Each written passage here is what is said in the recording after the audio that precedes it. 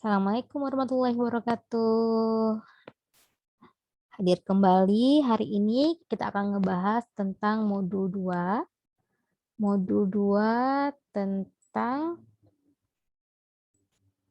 white. Oke. Baik, kita akan ngebahas modul 2. Oke, ini tentang materi bidang layanan bimbingan dan konseling. Baik, di dalam modul ini di situ ada 4 KB yang akan kita bahas.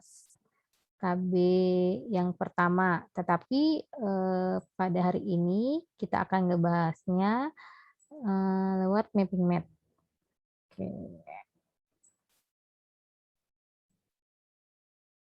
Kita screen ya. Oke, udah kelihatan semuanya? Baik. Yang pertama di dalam modul ini itu ngebahas tentang ini dia, program tahunan dan semesteran BK. Jadi dalam program tahunan dan semesteran BK itu ada 4 yang harus kita bahas. Itu pertama tentang elemen program tahunan BK, penyusunan visi dan misi layanan BK, penyusunan rancangan operasional, terus penyusunan program semesteran, dan kemana setelah program tahunan itu disusun. Jadi di sini yang pertama yaitu tentang elemen program tahunan BK.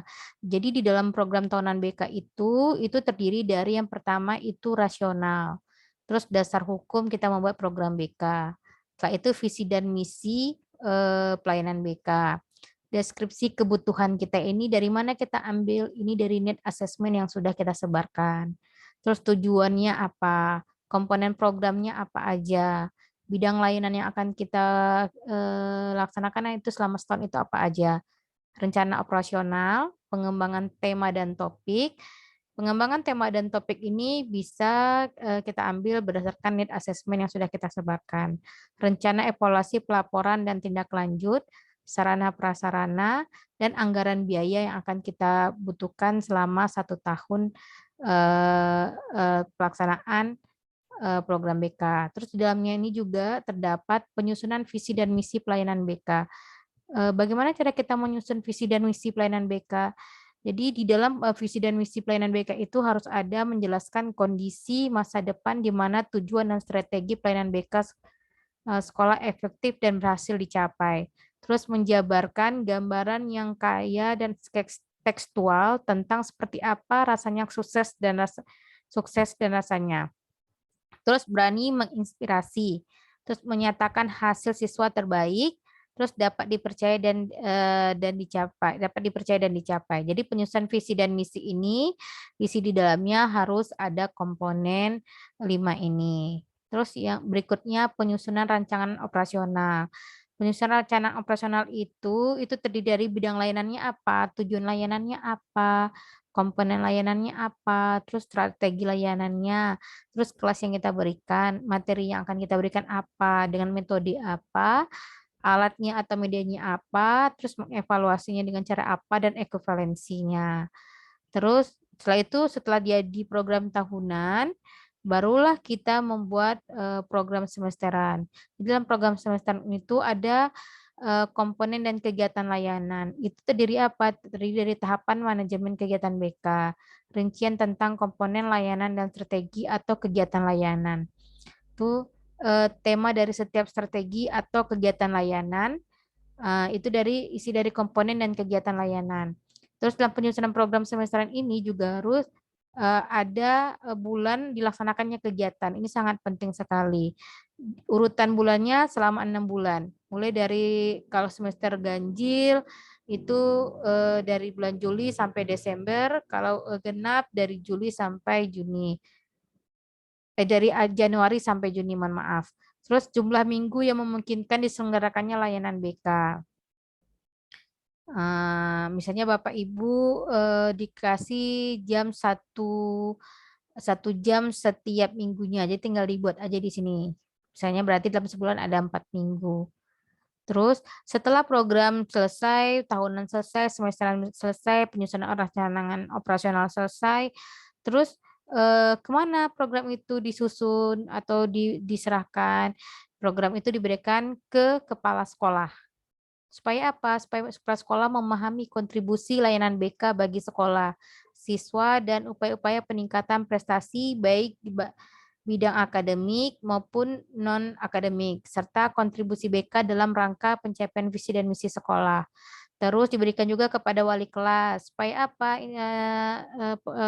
Program tahunan ini tujuan program tahunan ini disusun untuk memahami kebutuhan siswa yang akan dibantu pemenuhannya oleh konselor, sehingga wali kelas memiliki pengharapan yang realistis terhadap konselor dan layanan BK untuk meningkatkan kinerja belajar siswa dan upaya penyesuaian diri. Terus diberikan juga kepada guru bidang studi untuk memahami arah kontribusi layanan BK dalam mendukung terciptanya suasana pembelajaran di kelas maupun di luar kelas yang kondusif. Terus juga untuk ketenaga kependidikan, untuk memahami tugas pokok dan fungsi konselor di sekolah, serta kontribusinya dalam penyelenggaraan pendidikan di sekolah. Ini biasanya pengawas sekolah yang datang ke sekolah. Terus juga untuk orang tua wali, ini dia, untuk memahami arah bantuan konselor yang diberikan kepada peserta didik sehingga mereka mampu belajar secara optimal. Baik, yang tadi ini adalah program tahunan dan semesteran yang ada di KB1. Jadi tadi terdiri dari elemen program BK itu apa-apa aja yang ada di dalamnya. Terus penyusunan visi dan misi pelayanan BK isinya apa, terus penyusunan rencana operasional itu terdiri dari apa aja, terus penyusunan program semesteran sampai yang terakhir kemana setelah program itu dibuat. Baik, selanjutnya dalam KB2-nya itu tentang tadi sudah programnya, ini materinya lagi, materi layanan dasar, peminatan, dan perencanaan individual. Itu yang pertama tentang pengembangan materi dan layanan dasar, peminatan, dan perencanaan individual. Pengembangannya di bidang apa? Jadi pengembangannya itu sebagai informasi dan pengetahuan yang hendak disampaikan kepada peserta didik guna mencapai tujuan layanan. Oke, kita besaran dikit biar kelihatan. Oke, yang kedua, pengembangan konten layanan dasar. Jadi di dalam materi layanan dasar dan peminatan dan perencanaan individual itu ada sekuen kronologis, terus sekuen kausal, sekuen struktural, sekuen logis dan psikologis. Yang ini semuanya ada di pengembangan konten layanan dasar. Jadi kalau ada yang bertanya nih sekuen kronologis itu apa ya? Sekuen kronologis gitu.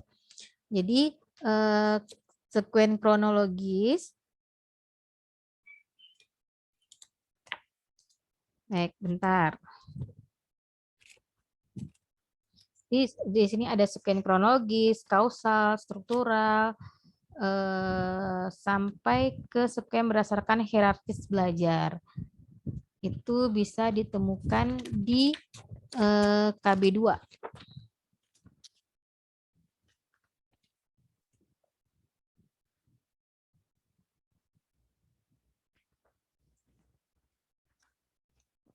Oke, lanjut. Yang berikutnya juga di KB2 itu ada pengembangan konten dan layanan peminatan dan perencanaan individual. Di sini itu terdiri dari buku tes, bahan-bahan sumber, terus sekolah atau perpustakaan, komunitas, bahan gratis dari internet atau masyarakat, materi yang dibuat konselor sebelumnya.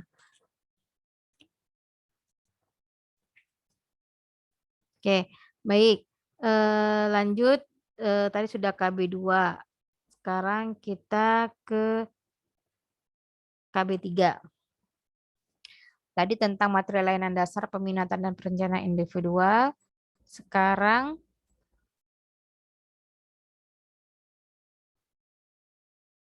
materi layanan responsif. Jadi dalam materi layanan responsif ini ada di situ tentang materi layanan responsif itu terdiri dari bidang pribadi, sosial, belajar maupun karir.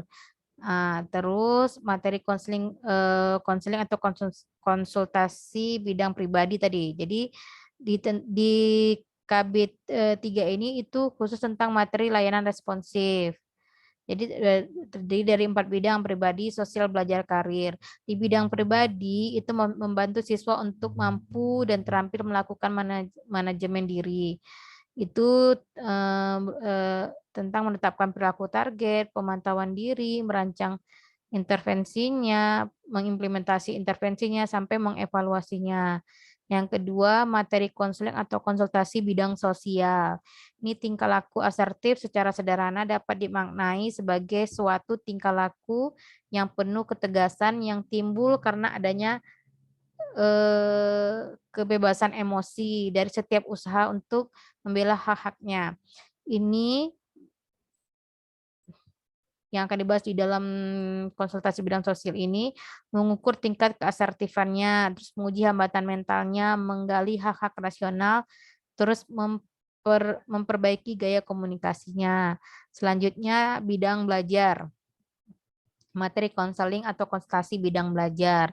Itu kecemasan akademik sebagai kecemasan yang dipicu oleh ketidakyakinan akan kemampuan diri dan mengatasi tugas-tugas akademik. Itu berupa tentang prarelaksasi yang dilakukan, relaksasi otot dan relaksasi mental. Terus yang terakhir tentang materi konseling atau konsultasi bidang karir. Di sini tentang dengan mengajarkan siswa melakukan self assessment ketika mereka kesulitan merencanakan karir. Terus mengumpulkan data yang diperlukan, mengidentifikasi, memahami alat pengumpulan data, berlatih membuat interpretasi dan membuat interpretasi data. Oke, itu semuanya ada di bab 3 atau KB3. Yang KB yang terakhir itu tentang pengenalan media layanan BK. Jadi, dalam pengenalan media layanan BK itu ada konsep dasar media dan pelayanan BK. Itu dibahas tentang isi dan layanan BK lebih terorganisir dan terpilih. Terus penyampaian isi BK lebih terstandar. Layanan BK menjadi lebih menarik. Pelaksanaan layanan BK menjadi lebih interaktif. Waktu yang digunakan lebih singkat. Kualitas belajar dalam pelaksanaan layanan BK dapat ditingkatkan. Terus pelaksanaan layanan BK dapat diberikan kapanpun dan dimanapun ketika diperlukan. Terus berkembangnya sikap positif individu terhadap apa yang dipelajari dalam pelaksanaan layanan BK. Peran konselor dapat ditingkatkan, isu yang dibahas dalam kegiatan bimbingan klasikal menjadi lebih konkret. Itu semua ada di konsep dasar media dan pelayanan BK. Terus juga akan dibahas di sini tentang tahapan pemilihan media dalam pelayanan BK. Itu mulai menganalisis peserta didik, menetapkan tujuan media, memilih media layanan BK, terus menggunakan medianya. Terus juga akan dibahas tentang pengembangan berbagai format media BK. Itu bisa melalui visual IP, multimedia dan hipermedia, dan terakhir adalah simulasi game. Yang ini semuanya ada di dalam modul 2 tentang pendalaman materi bimbingan dan konseling, modul 1 materi bidang layanan bimbingan dan konseling. Terima kasih. Sampai jumpa di modul berikutnya.